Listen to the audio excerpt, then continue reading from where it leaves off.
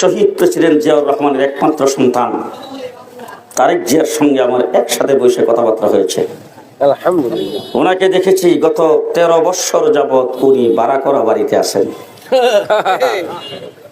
আমি কারো সাফাই জাতকাচ্ছি না, যেটা সত্য সেটা বলছি। তারেক জিয়া এবং খালেদা জিয়ার বিরুদ্ধে আজ পর্যন্ত 1 টাকা লুটপাটের কোনো প্রমাণ দেখাইতে পারে না। ঠিক না ঠিক? খালেদা জিয়াকে 10 বছর জেল দেওয়া হয়েছিল সম্পূর্ণ মিথ্যা বানোয়া। ঠিক কিনা বলেন? আমার বিএনপি ছাত্রদল যুবদলের ভাইরা, মুফতি ফজলুল হক আমিনী রাহমাতুল্লাহ আলাইহি এখান থেকে নির্বাচন করেছেন 2001 সালে। আবার একটা জিনিস বারবার চোখে ভাসে এবং মনে পড়ে, আমরা ওরওয়াইল পাকশি বলে ওই দিয়ে গিয়েছিলাম, সন্ধ্যা হয়ে গেছে।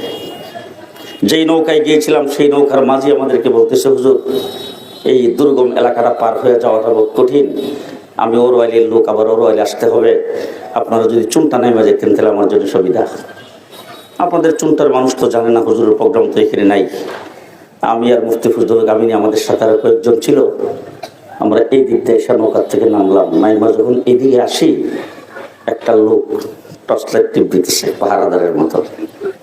কেনারে টর্চ লাইট টিপ দিয়ে যখন দেখছে আমাদের, ও মাই গো আমিনী হুজুর আইসে রে,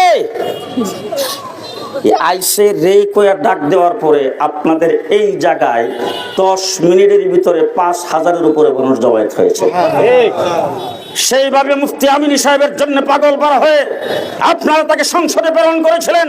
মুফতি আমিনী বলেছিলেন বাংলাদেশে ইসলাম প্রতিষ্ঠার জন্য সরাইল হবে একটি মডেল।